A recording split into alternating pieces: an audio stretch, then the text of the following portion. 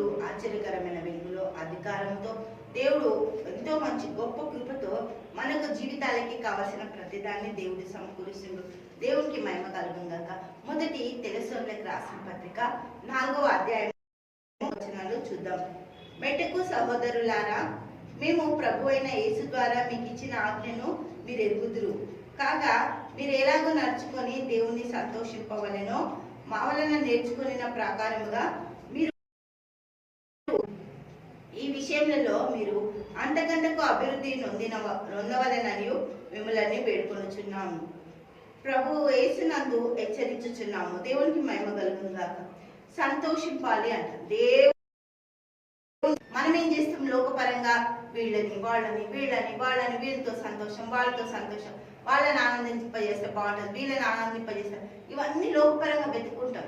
కానీ ఇక్కడ పౌరు భక్తులు ఒకటే అంటుండు, మీరు సంతోషింపాలి, మిమ్మల్ని సంతోష పెట్టిన వాళ్ళని సంతోష పెట్టాలి. అంటే క్రీస్తు ప్రభు మీ జీవితానికి సంతోషం, క్రీస్తు ప్రభు మీ జీవితానికి ఆధారం. కాబట్టి మీరు ఎవరిని సంతోష పెట్టాలి?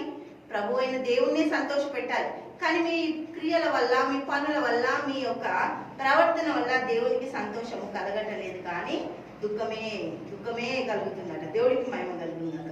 ఎప్పుడు సంతోషపరచబడతాడు? దేవుణ్ణి సంతోష పెడితే, దేవునితో మన జీవితాన్ని గడిపితే, దేవునితో మన సహవాసాన్ని మనము కొనసాగిస్తే, అప్పుడు మనము చుట్టుపక్కల ఉన్న వాళ్ళతో సంతోషిస్తాం. చుట్టుపక్కల ఉన్న వాళ్ళతో సంతోషంగా మన జీవితాన్ని గడపడానికి దేవుడు మనకు అనుగ్రహిస్తాడు. దేవుడికి మహిమ కలుగుగాక. అలనాటి ఇజ్రాయేలు 430 సంవత్సరాలు శ్రమలు అనుభవించి వాళ్ళు బయటికి రావడానికి కారకుడయ్యాడు దేవుడు. ఎక్కడి నుంచి పిలిచిండు వాళ్ళని? భయంకరమైన చీకట్లో నుంచి కదా. పేతురు భక్తుడు ఒక మాట చెప్తాడు. 1 పేతురు 2వ అధ్యాయము 9వ వచనం చూద్దాం. పేతురు రాసిన పత్రిక 1 పేతురు రాసిన పత్రిక 2వ అధ్యాయము 9వ వచనం చూద్దాం ఒకసారి. అయితే మీరు చీకట్లో నుండి ఆశ్చర్యకరమైన తన వెలుగులోనికి మిమ్మల్ని పిలిచిన వాని గుణాతిశయమును ప్రచురం చేయు నిమిత్తం ఏర్పరచబడిన వంశమును, రాజులైన యాజక సమూహమును, పరిశుద్ధ జనమును, దేవుని సొత్తైన ప్రజలునై ఉన్నారు. దేవునికి మహిమ కలుగుగాక. ఇక్కడ నుంచి, చీకట్లో నుంచి, అంధకారమైన బంధాలలో నుంచి, భయంకరమైన పరిస్థితుల్లో నుంచి దేవుడు అలనాటి ఇజ్రాయేలును పిలిచినట. దేవుడికి స్తోత్రం. కానీ వాళ్ళు ఎలా ఉన్నారట? వాళ్ళ ఇష్టరాజ్యమైన జీవితాలు జీవిస్తున్నారు. వాళ్ళకి ఇష్టం వచ్చినట్టు బ్రతుకుతున్నట. దేవునికి ఇష్టం వచ్చి బ్రతకట్లేదు. 1 కొరింథీయులకు రాసిన పత్రిక 10వ అధ్యాయము 5వ వచనం చూద్దాం. 1 కొరింథీయులకు రాసిన పత్రిక 10వ అధ్యాయము 5వ వచనం. అయితే వారిలో ఎక్కువ మంది దేవునికి ఇష్టలుగా ఉండకపోయిరి కనుక అరణ్యంలో సంహరింపబడిరి. వారు ఆశించిన ప్రకారం మనము చెడ్డవాటిని ఆశింపకుండానట్లు ఈ సంగతులు మనకు దృష్టాంతంగా ఉన్నాయి. చెడ్డదానిని ఏది కూడా, దేవునికి వ్యతిరేకమైనది ఏది కూడా మన జీవితాలలో ఉండడానికి వీల్లేదు. మనం వాటిని అడగడానికి వీల్లేదు. దేవునికి స్తోత్రం. అలాగే యోగ్యులము, మనము ప్రభువుకు యోగ్యులుగా జీవించాలంట.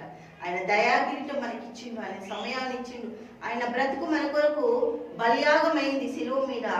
ఆయన బ్రతుకుని మన కొరకు హల్లెలూయా సమర్పించుకున్నాడు. ఆఖరి రక్తపు బొట్టు మన జీవితాలలో పని చేయడానికి, మనల్ని పరిశుద్ధపరచడానికి, మన ఒక ప్రయాణాలు కొనసాగించడానికి, నిత్యత్వంలోనికి మనం జీవించడానికి ఆయన శిలువ ప్రయాణంలో నీకు నాకు ఆ ఆధిక్యతని దేవుడు అనుగ్రహించిండు. హల్లెలూయా.